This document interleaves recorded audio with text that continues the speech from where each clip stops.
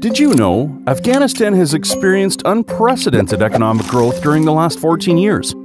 Did you know the private sector has contributed billions of dollars toward reconstructing Afghanistan since 2001? Did you know Afghanistan has one of the most liberal investment laws in the region? Invest in Afghanistan, your investment destination at the heart of Asia. Do you want to know about the demographic profile of Afghanistan? I'm sure you do. Here it is. Afghanistan has a total population of 28.6 million, which is projected to reach 55.9 million by 2050. 51% of the population is male and 49% female, which makes it one of the world's most gender-balanced countries. 46.3% of the population lives in urban areas. Afghanistan, in fact, has a young population, with 47% under 15 years old, 51% between 16 and 65 years of age, and only 2% over 65. Only 2%, huh? We are such a young country. How about the economic profile of Afghanistan? Well, here you go. Afghanistan has experienced unprecedented economic growth, with the GDP of the country increasing from $2.2 billion in 2002 to $22.2 billion in 2015, with an expected growth rate of 5% in 2016. The GDP per capita of Afghanistan has increased from $281 in 2005 to $747 in 2014. The services sector of the economy contributes 51% to total GDP, agriculture contributes 24%, and manufacturing contributes 20%. Afghanistan is a consuming economy, with the total value of imports exceeding $7.7 billion and total exports exceeding $570 million. Did you know that Afghanistan has an improving infrastructure? You heard it right.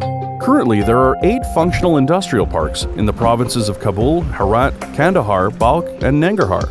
11 industrial parks are under construction in the provinces of Kabul, Herat, Logar, Khost, Helmand, Parwan, Ghazni, Maidan Wardak, Kunduz, Nangarhar, and Faryab. 13 industrial parks are planned in the provinces of Takhar, Kabul, Paktia, Baglan, Lagman, Nimroz, Jazjan, Faryab, and Helmand.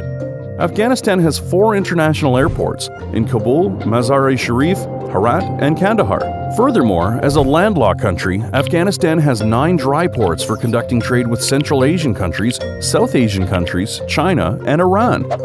Wait, there's more. Afghanistan lives in close proximity to a number of regional ports, 816 kilometers from Spin Boldak Shaman to the Karachi port, 1,447 kilometers from Torkham to the Karachi port, 1,036 kilometers from Spin Boldak Shaman to the Gwadar port, 1,831 kilometers from Torkham to the Gwadar port, 520 kilometers from Torkham to the Wagah port, 883 kilometers from Zaranj to the Shabahar port. These routes connect you to the regional and international markets. Now, here is a response to your question, why invest in Afghanistan? Afghanistan offers increasing demand for high-quality goods and services, strategic location connected to 2.6 billion people in the region, liberal investment laws, a flexible tax and duty regime with a mere 20% corporate tax, the right to 100% foreign ownership of registered companies, no restriction on profit repatriation, a free market economy led by private sector initiatives, ever-improving infrastructure, preferential trade agreements with India, China, Europe, and the United States. So where do you want to invest in the Afghan economy? Here are some ideas. The agricultural sector. 85 to 90% of the population in rural areas is engaged in the agricultural sector, which contributes to 24% of the total GDP. The mining sector. Afghanistan's mineral wealth is worth $3 trillion with over 1,400 different types of minerals. The energy sector. Afghanistan has the capacity to produce 23,000 megawatts of hydropower, 4,000 megawatts of electricity from biomass, 158,000 megawatts from wind energy, 3,500 megawatts from geothermal energy, and we have an average of 300 sunny days per year to produce solar energy. The manufacturing sector. At present, more than 90% of consumer goods are imported. Let's change that. The health sector. Annually, more than $800 million worth of pharmaceutical products are imported, and $300 million leaves the country every year to pay for medical treatment abroad.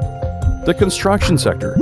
Construction has contributed 7 to 10% to the total GDP in recent years, and there are public sector projects worth more than $2 billion per year, and the telecommunications industry, with 24 million mobile subscribers, covers 90% of the total population.